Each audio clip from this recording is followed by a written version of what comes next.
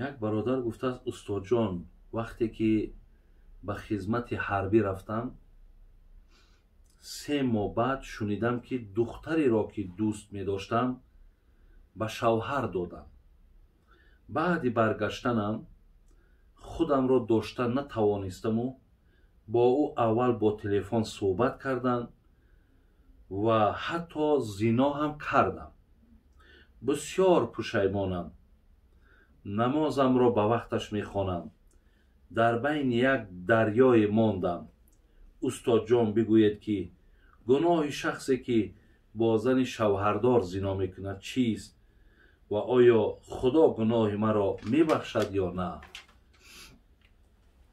برادران و خواهران عزیز، به فکرم سوال این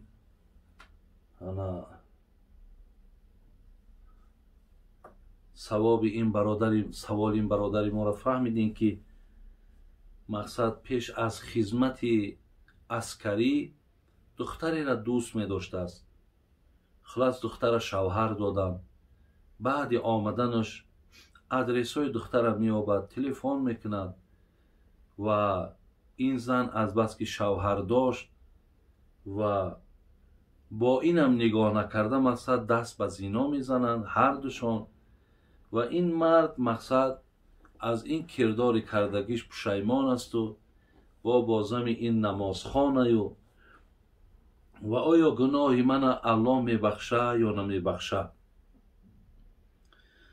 اولا برادران عزیز من گویم که اگر انسان صدقاً به سوی الله بگردد اگرچه زنا هم کرده باشد اگرچه گویم مینوشی هم کرده باشد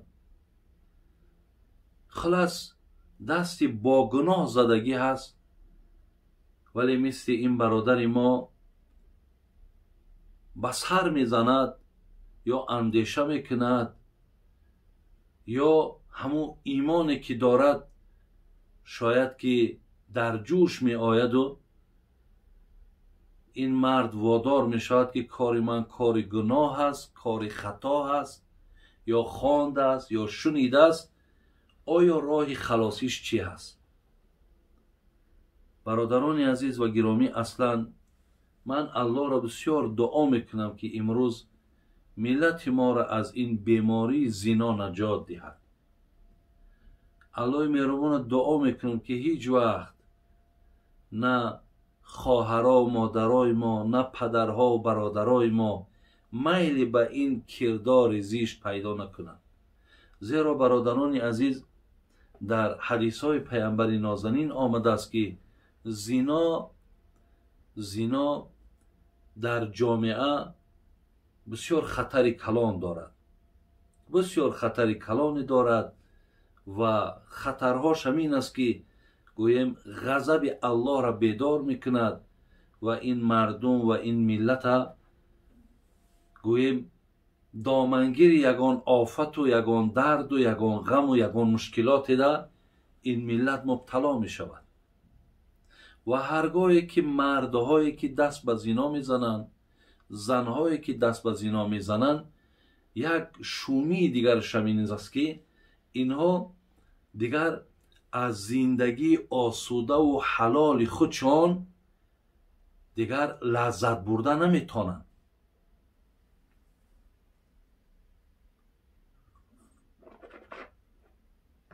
دیگر اینها برادران عزیز در زندگی هاشون دیگر نافهمی ها پیدا می شود. در زندگی هاشون بگیم بسیار ببرکتی پیدا می شود. بسیار نفرهایی که حتی دست به زنا می زنند از مالداری و از شرایط داشتن هاشون هم بسیار شونه الله مهربان محروم میکنن، مالها را از دستشون میگیرن.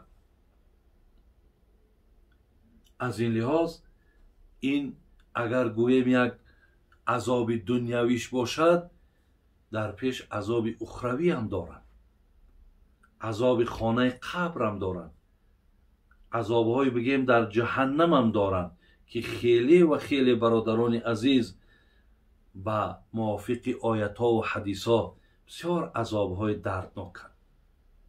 اولا از همه شما من برادرای عزیز می رسانم که دست به زنا نزنید. اگر چنده که شما را به زنا هم که دعوت کنند، 7 نفری که روز قیامت الله مهربان به اینها بسیار یک بگیم که مهمان نوازیشان میکند، بسیار کمکشان میکند، از سختی های قیامت تماما مقصد دورشان میکند. یک همون نفری هست که وقتی زن او را طلب میکند به طرف حرام، این مرد میگه من از الله میترسم. الله مهربان میگه وقتی همین سخن در برابری زنی که تو را با زنا دعوت میکند وقتی گفتی، تو از همون 7 نفر 1 نفرش تویی که تو راحتی روز قیامت میبینی. اگرچه قیامت راحت ندارد، لیکن تو و 6 نفر دیگری هست که اونها همگی شما روز قیامت راحت میکنین، عذاب نمیکشید. از این لحاظ برادر عزیز و گرامی، شما توبه صدقاً کنین که دیگر بر این کار نوابسته و شوهردار و بی شوهر. حقیقتا زنا با زن شوهردار گناهش عظیمتر است، بزرگتر است از او زنی که بی شوهر. همچنان گناه زنا با زنی بگیم بیوه از زنی خانه، یعنی دختر بیکر، اینم فرق میکنه. همچنان زنهایی که همسایه هستند یا زنهایی که دورترن، اینها هم گناهشون فرق میکنه. برای همین پیامبر نازنین گفته است که برای نفری که دست به زنا میزند و او توبه نمیکند، به توبه اگر دنیا را پدرود بگد، نصف عذاب امت در خانه قبر به گردن وی.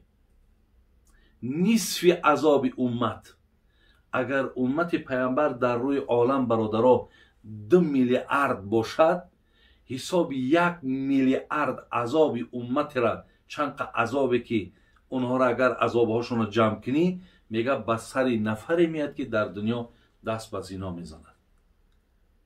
برای همین برادران از این گناه خودداری کنین، این گناه را نکنین و همچنان توبتان توبه اگر صدقاً باشد که بازگشت نداشته باشد، انشاءالله الله مهربان توبه شما را قبول میکند. اینجا یک قصه یادم آمد، میگه در زمانهای حضرت عمر رضی الله عنه یک نفری میگه پینهان میگه در همین بغلش، یعنی در زیر همین کرتش گویم، در یک ظرف، یعنی گویم چی داشت، یعنی همین نوشاکی مسکننده، عرق بگیم، در بغلش پنهان کردگی. وقتی که می براید نامعلوم وی خانه کدام دوستش می رود یا خانه خودش می رود، این هنگام میگه در رو بروش حضرت عمر می بیند. زمانهای خلافت حضرت عمر بود میگه. البته حضرت عمر برادرای عزیز بسیار با هیبت که بود، وقار که داشت، این مرد گفت یقینا، گفت الحال، گفت او آگاهی پیدا میکند که ما با خود چی داریم و از من میپرسد. اگر این احوال بیند من حتما دره میخورم. از این لحاظ صدقاً به قلبش توبه میکند، میگه الله مهربان، اگر به شرطی که از همین حالتی که حاضر من با عمر روبرو میشوم و او از همین گناه من آگاهی پیدا نکند، خدای مهربان وعده میتونم که دیگر اصلا مقصد من از این نوشابه ها استعمال نمیکنم، توبه نصوح به سوی تو کردم. این زمان میگه وقتی حضرت عمر نزدیک میشد، میگه ای فلانی، در بغل چی داری؟ میگه سیرکا دارم، سیرکا اکسوس بگی دارم. میگه بیرون کن کو. میگه وقتی میگه همو ظرف بیرون میکند، بینیم برادر عزیز، توبه صدقان کی بود، توبه رویکی کی نبود. میگه وقتی ظرف هوی میکند، دهن ظرف هوی میکند، میبیند که همون نوشابه بگیم که مسکننده، همون عرق به سیرکا تبدیل شدگی است. با میگه دهن ظرف میپوشاند، در دستش میته، مثلا میگه برا رده. این بنده برادرای عزیز یقینا به الله مهربان باز هم اعتمادش زیاد میشود و الله مهربان برای خودش که وعده کرده بود میگه دیگه از همو کارشون دست کشید. برای این برادرای عزیز و گرامی، شما هم میتونین که از این کرداراتون دست کشین، توبه کنین. خدای مهربان توبتون قبول میکنه و هیچگاه به این کار چنگ نزنین، زیرا دستی کدام زنی شوهردار میگیری، زنی بگیم به شوهر میگیری، خلاص انتظار باش که همین حالت یا به زنی تو یا به خواهری تو یا با اپی تو با کسی رخ میتد. چگونه که اونها را تو مقصد عزتشون پایان بردی، با عزت تو هم پایان برده میشود. لیکن الحال توبه کن، توبه جدی و صدقان باشد، انشاءالله الله مهربان میبخشد. سوال دیگر. خب استاد گفتن آیا اکسوس حلال است یا حرام؟ حلال است اکسوس، حرام نیست برادر عزیز. اکسوس چیزی مسک کننده نیست. این علاقه او را به یک حالت آوردن که دیگر اون مسک نمیکند، برعکس فایده آوره. و حتی بینید که در بسیاری از بالای گوشت ها و سلات ها و دیگر استفاده میبرند که هم برای هضم، برای حل کردن بسیار مقصد فایده کلان میبخشد. برای من هیچی باکی ندارد. بابای حاجی، مادرم از دنیا گذشت، بی نماز بود، حتی یک بار هم سرش سجده را ندید. ما فرزندا چیکار کنیم؟ خدا مادرمون را میبخشد. انشاءالله برادران عزیز، ناامید شدن در کار نیست. انا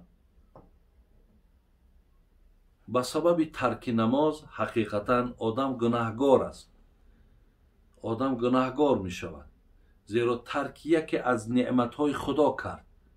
لیکن معنای او را ندارد که این آدم مقصد ابدی در پیش الله مهربان عذاب میکشد یا این روی جنت را نمی بیند. نه، این اعتقاد ما و شما نیست.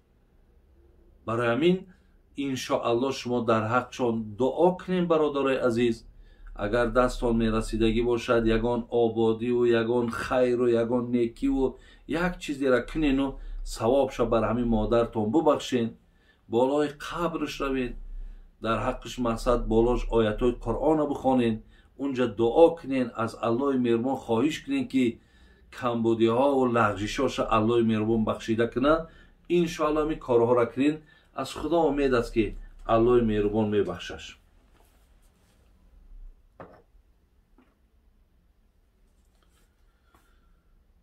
بابا جان، در نماز در پا محسی داشته باشی، بعد نماز اگر محسی را از پای کشی طهارتت میشکند یا نه؟ اگه این چند قاعده ها دارد. اکثر همین محسی اگر در پامون باشد خیلی قاعده های نازک دارد. برای همین ایارا هم فهمیدنم کم کم ممکن برای آدما مشکل باشد. لیکن یک کار است که اگر من مثال سحر وقتی طهارت میکنم، طهارت یعنی پای هاما میشوم، طهارت یعنی بطون میکنم، بعد از اون محسی هاما میپوشم، انا که در همین بین آلی مقصد طهارت من نشکسته. تا همون طهارتم نشکسته نه، اگر همین محسی هاما یعنی بامدادم که خواندم، اگر با محسی اگر از پام بیرون شم که کنم، طهارت من شکستگی نیست. اگر یگان جا هم که بیرون برآمدنی هم که شوم اولی طهارتم که نشکسته است با میتونم همون محصی را مقصد با بپوشم و با رفته اگر یگان جا که پیشین خانه هم کشم پیشین من میخوانم. انا وقتی که اگر برادر عزیز پیشین خواندم و بعد یکی مبادای طهارتم شکست، انا اینجا وقتی من طهارت میکنم و بالای محسیم دا که محس میکشم، انا وقتی که بالاش دا محس کشیدم بعد نماز عصر ما که خواندم بعد عصر اگر باشه تا پام با بکشمش همینجا طهارتی همون محسی ها میشکند، طهارت خودم نه با ایسر اینا پاهم میشم هر دی پاهم میشم و با محسی را ایسر اینا میپوشم. انامین یک مسئله شما فهمین انشاءالله. این چند نوع مسئله دارد لیکن همین مثال که به همین است، من سوال که به همین بود جوابش گفتم. دیگر شخصی سوال کرده است امام وقتی نمازش رو میخواند و بعد به یادش میزند که طهارت ندارد، در همین جا باید همه نمازاشون از اول خوانند؟ نه. اگر وقتی امام یک جماعتی کلان مثال انا مردم در امامتی کردو بعدا فهمید که مقصد وای طهارت نداشت، همین حالت در همون امام خودش ایسر طهارت میکنه، نماز خودش ایاده میکنه و ولی نماز مردم مقصد مردم در اعلام کردن شرط نیست، نماز اون مردم الله مهربان قبول میکنه. استاد جان میگن که در دوره های پیش یک شاه بهشتی را در روی زمین ساخت است، این درست است یا نه؟ اگه ایران نسبت میتونم با همون نمرود لعنت الله علیه که گویا در روی زمین جنت ساخت و خواست که مقصد همونجا داخل شود لیکن به همون مقصدش نرسید، ولی تا حال به جنت نرفته که مقصد جانش خداوند در بالای اسب گرفت. خلاص هر خیل انا همین خیلی حکایه میکنن لیکن اینا اصل ندارن، اینا اصل ندارن. شخصی که تنها نماز میخواند میتواند که با آواز بلند نمازش رو خواند. آدمی تنها گذار برادرای عزیز میتواند نمازاش یعنی نمازهای 5 وقتش خواب بلند بخواند خواب پس بخواند. برای آدم تنها گذار یعنی بلند کردن و پس کردن آواز یگان مقصد زیان ضرری ندارد، فقط این نمازها را پس خواندن و بلند خواندن خاص امام جماعت است. لیکن اگر ما نماز قضاییمون اگر خوانیم این حالت حتما پس میخوانیم، لیکن 5 وقت هامون فرقی ندارد. اگر بلندم که خوانیم یگان زیانی ندارد اگر تنها گذار باشیم. خب میگویند که بعد دست را شستن آبش رو اگر تکی گناه است، آیا این حقیقت دارد یا نه؟ مقصد انا بعضی ها طهارت میکنن و مثلا با پلاتینسا بگیم یا دستمالشون دستاشون خاک نمیکنن بلکه میستن همین خیل تا وقتش تا خودش خشک شدنه.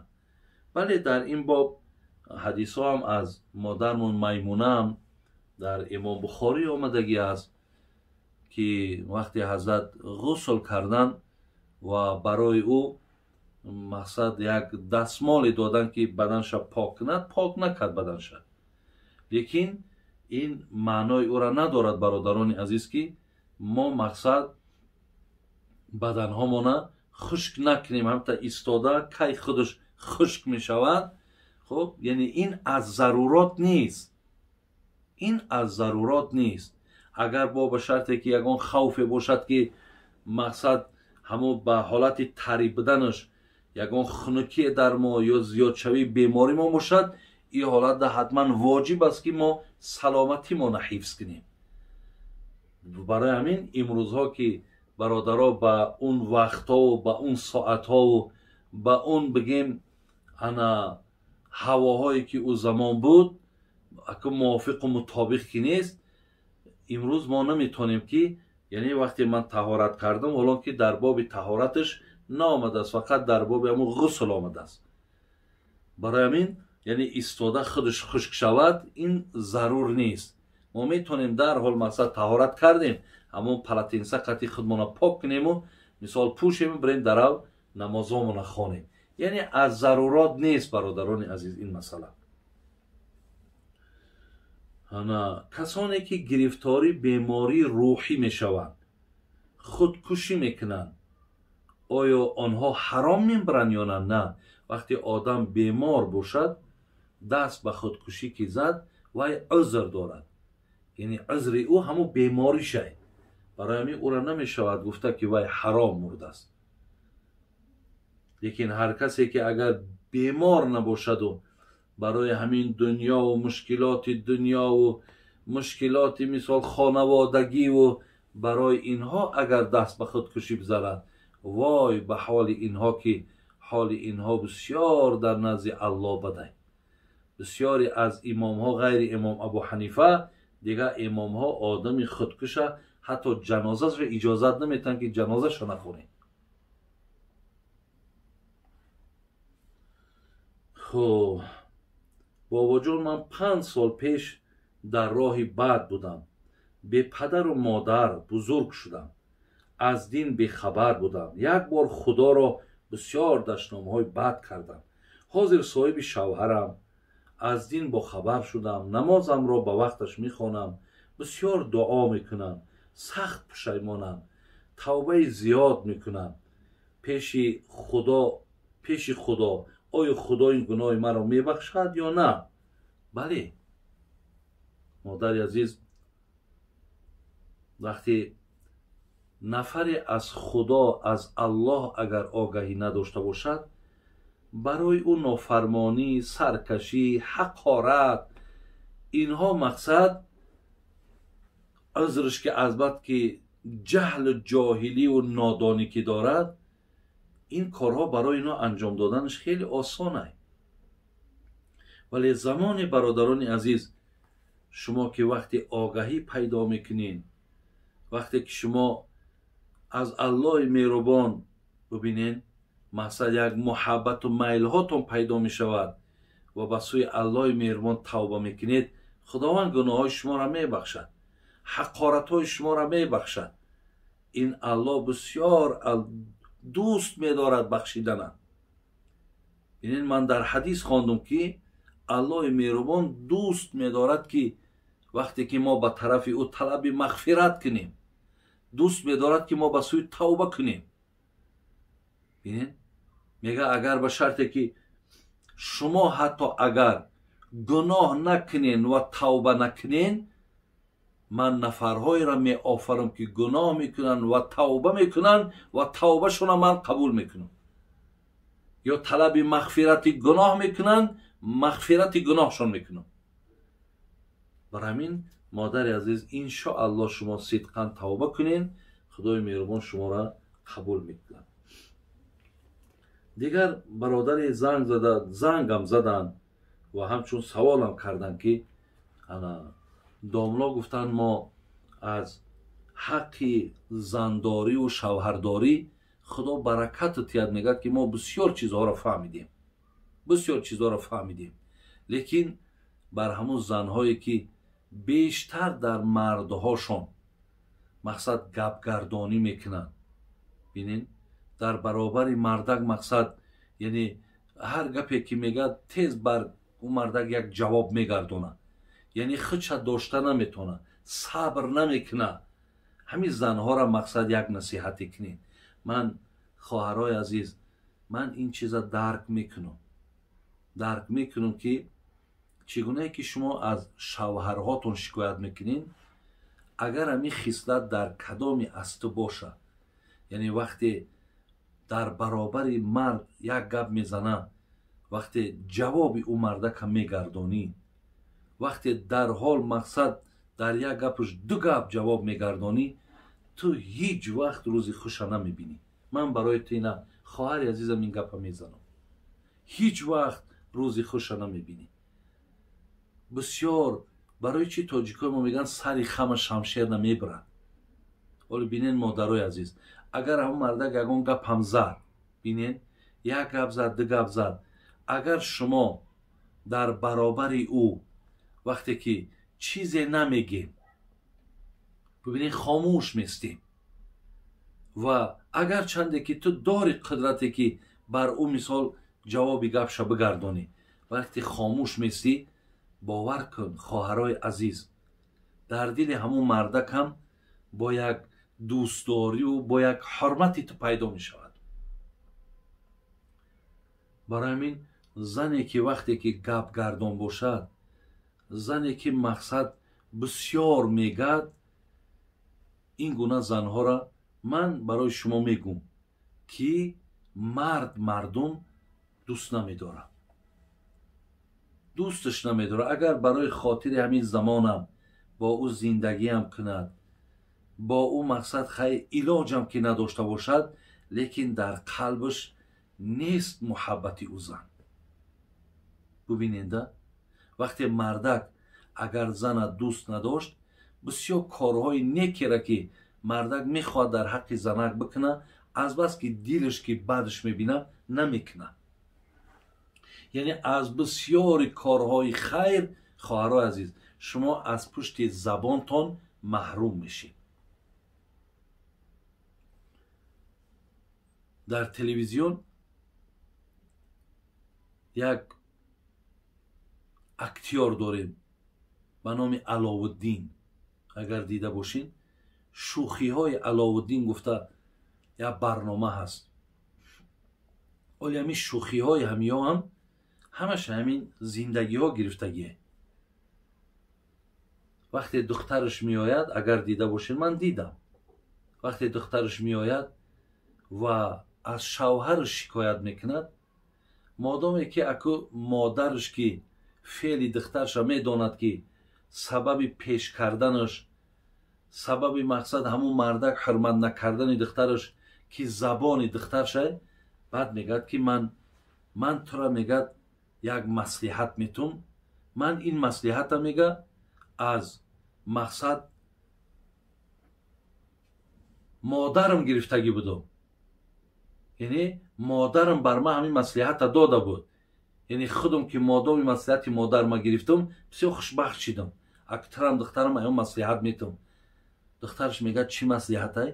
میگه هر گاهی که همین مردک گپ زدن از سر کرد، تو در دهنت گفت یک علف نامش میگیرد، همون ریحانه میگین یا پودینه میگین یا نیازبوش میگین، همون را در دهنت گرفته و قپیده و را خویدن میگیری، یعنی یگان حرف نمیگوی. کو ببین چی میشود. بعد یک مدت وقت همین دخترک میآید، اکیرا جنابی بگیم علاءالدین این نقشه بازیده سه میآید، وقتی دختر خوش میگه چیل، میگه همون مصلحتی تو را گرفتم، بسیار وقتم خوش شد. یعنی برادرای عزیز و گرامی، حقیقتا همون دهن پوشیده هزار تیلا، این چی مثل همین چی معنی داره؟ دهن پوشیده هزار تیلا، انا معناش انا میگه که تو همون مبلغ هزار تیلا و از او بالا را صاحب میشه. وقتی که خواهر عزیز در برابر مردک مقصد گپ گردانی نکن، هیچ وقت مقصد مردک با سخنی بسیاری بد آزرده خاطر نکن، انشاءالله تام به این روزهای نیک میرسی. خب سوال دیگر دادن، گفتن ما در عائله 4 دختر و 5 پسر هستیم. پدرم دائما میگوید که دخترانم مرا نگاهبین نمیکنند، ولی ما صاحب شوهر و فرزند هستیم. به اجازت شوهر کاری کرده نمیتونیم. آیا ما دخترها در همین جا گناهگاریم؟ اکو پدر و مادر گیله میکنن، لیکن باید پدر و مادرها از زنهای شوهردار، از دخترکای شوهردارشون باید گیله نکنن. شما اگر به شرطی که یعنی همان خدمت دختر در کار باشد، از شوهرش اجازت بگیر، بگو داماد همین دخترک مرا یک 3 روز نمیمانی که من همینجا نیازی به همین دارم، نیازی به همین دارم یک 3 روزه 4 روزه رم یک لباسکام تازه کنه، یک خانه و درم تازه کنه. اگر همون شوهرش اجازتش داد بسیار خوب. اگر اجازت هم که نداد، پدرها و مادرای عزیز، شما در اینجا خفه نشین. شما خفه نشین، بلکه ای بچه‌هاتون طلب کنین. وقتی بچه‌هاتون باشد بگذار خدمت شما را بچه‌ها کنن، کلین‌هاتون کنن، انشالله اینش نور بالای نور میشه. برای همین خواهرهایی را که شوهراشون اگر اجازت ندادن، اینجا در این خواهرای ما گناهگار نمیشوند. برادران عزیز و گرامی، در اینجا با سوال و جواب ما خاتمه میبخشیم.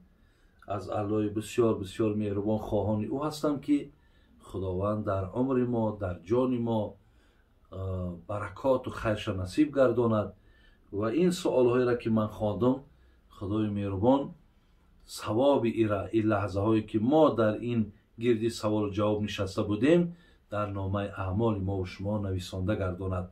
السلام علیکم و رحمت الله و برکاته.